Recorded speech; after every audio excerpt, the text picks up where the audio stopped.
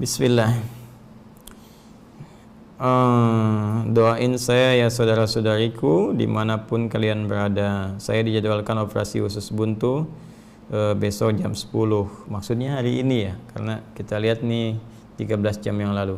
Mudah-mudahan Allah angkat penyakit ini sehingga kembali bisa beraktivitas seperti biasa. Amin. Semoga Allah berikan kemudahan dalam tindakan yang akan berlangsung. Semoga Allah anugerahkan kesembuhan kepada saudari kita yang bertanya ini, FR.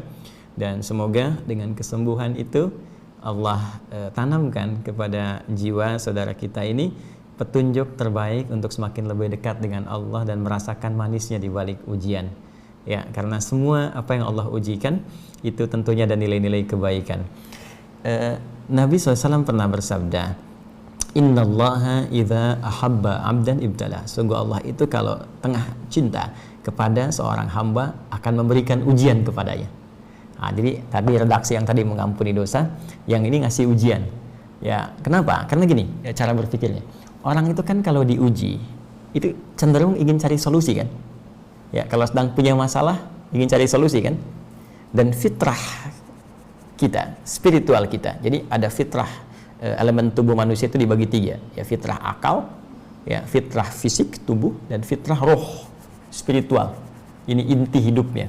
Fitrah akal, ya, kalau nggak tahu pengen cari tahu, kan itu belajar. Karena itu Anda kalau dapat informasi terus pengen cari tahu, ya, nah itu fitrahnya akal demikian. Ya. Fitrah tubuh kalau butuh sesuatu dituntut, ya, lapar langsung cari makan, ya, apapun yang terjadi pengen makan karena lapar, haus pengen minum, itu fitrah.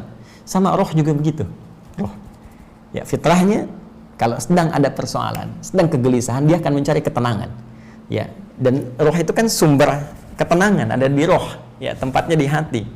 Karena itu, karena dari hati sumbernya menjadi perasaan, rasa. Rasa itu kan gelisah, tenang, ya, dan sejenis-sejenisnya atau ragam-ragamnya.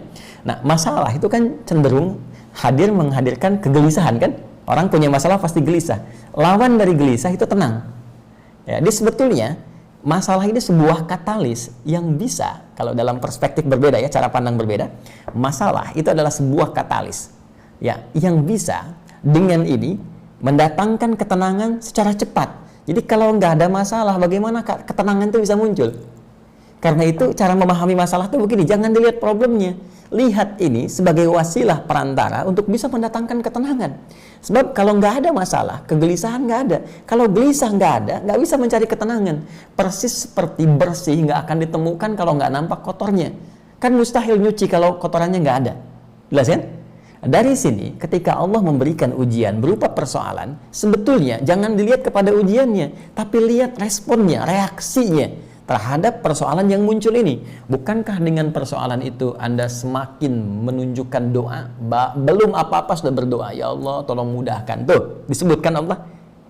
Tiba-tiba kalau semakin naik nih, ya, katalisnya semakin naik nih, katalisatornya naik masalahnya. Bukankah ditopang dengan amalan? Ya, selain hanya dengan lisan bentuk doa itu, jadi amalan fisik, tiba-tiba tahajud kan, baca Quran. Ayo, siapa yang saat sedang punya masalah terus malamnya tahajud sambil nangis, ya? Siapa yang tiba-tiba rajin puasa, mendadak soleh, ya? Terus siapa yang tiba-tiba baca Quran? Tapi ya, ini jalan. Dan dari satu kebiasaan itu, ya, baru tahajud, kemudian baca Quran, boleh jadi ini menjadi sebuah kebiasaan yang terus berlangsung dan dipertahankan. Dan ini yang menghadirkan cinta Allah Subhanahu wa Ta'ala. Di antara ujian yang biasanya menjadikan kita cepat mendekat kepada Allah, itu ujian sakit. Karena itu dalam sakit ada ampunan. Ya, betapa banyak orang sakit menyebut nama Allah, terus mendekat, berdoa. Karena itu ampunan diturunkan. Jadi kalau ada orang sampai sakit belum mampu minta ampun kepada Allah, itu perlu dicek itu sehat nggak rohnya. Karena yang sehat itu mesti 3, bukan cuma fisik. Mungkin fisik sehat, akal sehat, roh tidak sehat. Ini masalah. Ya, pasti masalah. Demikian bisa rohnya sehat, kemudian fisik sehat, akal nggak sehat juga bermasalah. Tapi masalah roh ini itu yang paling urgent karena akan berpengaruh kepada kecerdasan akal plus juga kecerdasan fisik dan mental. Ya, karena itu kita mendoakan saudara kita, dan doa bisa saling menguatkan satu dengan yang lainnya. Demikian kepada saudara-saudara kita yang lain yang tengah diuji pula.